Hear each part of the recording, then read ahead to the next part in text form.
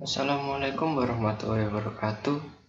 Selamat pagi, selamat siang, selamat sore, selamat malam. Di waktu adik-adik melihat video ini. Gimana kabarnya? Semoga sehat senantiasa.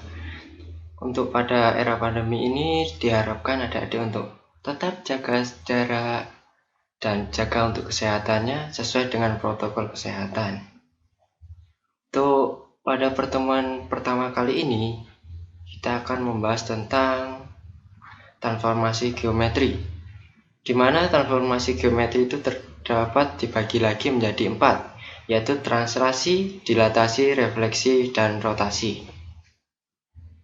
Tujuan pembelajaran kali ini yaitu peserta didik mampu menjelaskan konsep transformasi geometri. Peserta didik mampu menerapkan konsep transformasi geometri dalam penyelesaian masalah. Peserta didik mampu menyelesaikan masalah yang berkaitan dengan transformasi geometri. Yang terakhir, peserta didik mampu menyelesaikan masalah kontekstual tentang transformasi geometri. Untuk pertemuan pertama kali ini, kita akan membahas dua subbab, yaitu translasi dan dilatasi. Ada yang tahu translasi itu apa? Ayo, masih ingat atau enggak? Kita lihat ilustrasinya ya. Ada yang tahu kenapa di ilustrasi ada mobil dan orang lari? Ayo, enggak ada yang tahu? Oh, sebenarnya ilustrasi kedua gambar tersebut menyangkut tentang translasi, karena menyangkut tentang perpindahan. Untuk dua gambar tersebut, apakah bentuk objeknya tersebut berubah? Pasti tidak. Apakah ukuran objek tersebut berubah? Pasti tidak. Maka dapat disimpulkan pengertian dari translasi adalah merupakan jenis transformasi yang memindahkan suatu objek sepanjang garis lurus dengan arah dan jarak. Sekarang masuk pada materi ya. Untuk translasi pada matematika sendiri, kita lihat. Sebenarnya kita punya titik A 1,2, ya 1,2 di situ ya, yang akan ditranslasikan di 3,-2. Apa maksudnya 3,-2 itu? 3,-2 itu akan kita pindahkan atau kita translasikan sebanyak 3 pada X-nya dan sebanyak -2 untuk Y-nya. Jadi untuk X-nya 3. Kita jalan 1, 2, 3.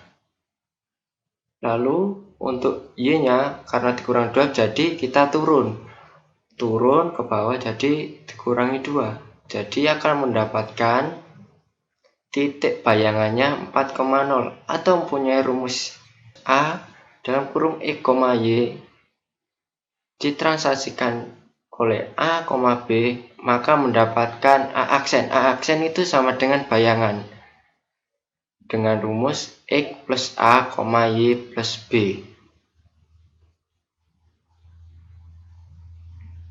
Selanjutnya kita akan membahas tentang dilatasi. Ada yang tahu tentang dilatasi? Ayo, siapa yang tidak tahu? Ayo kita lihat saja ilustrasinya. Ya, ilustrasi pada dilatasi adalah orang meniup balon. Apa maksudnya orang meniup balon tersebut? Kau pernah mengamati sebuah balon yang dihembus atau diisi dengan udara, bukan? Maka banyak udara yang dipompa ke balon makin membesar. Perbesaran tersebut merupakan dilatasi sebuah benda. Jadi dapat disimpulkan, dilatasi itu perbesaran dari sebuah benda atau perbesaran dari sebuah titik. Dan dilatasi tersebut mempunyai dua sifat, yaitu dilatasi titik A, B terhadap pusat O. Pusat O itu atau 0,0 titik pusatnya dengan faktor skala M. Maka mempunyai rumus M X, Y, maka M kali X, M kali Y. Jika dilatasi titik A-nya A, B terhadap titik pusat P, K, L dengan faktor skala M, maka mempunyai rumus faktor skala M X, Y, maka rumusnya M dalam kurung X minus A plus A, M dalam kurung Y minus B plus B. Contoh, diketahui sebuah titik P, di mana titik tersebut berada di area 4,5. 4,5 itu di arah X-nya 4 dan Y-nya 5. Lalu, tentukan bayangan koordinat titik P jika didilatasikan dengan pusat O. Pusat O adalah 0,0 dan faktor skalanya 3. Kita lihat penyelesaiannya. Didilatasikan dengan pusat 0,0 dan faktor skala M ya, maka mempunyai rumus M kali X, M kali Y. Maka diperoleh titik bayangannya atau P bayangannya sama dengan 4,5, lalu dimasukkan ke rumus. M itu sama dengan faktor skala. Jadi kita masukkan faktor skalanya kan 3. Jadi 3 dikali 4, 4 itu dari X-nya, dan koma 3 dikali 5, 3-nya dari M, lalu 5-nya dari Y.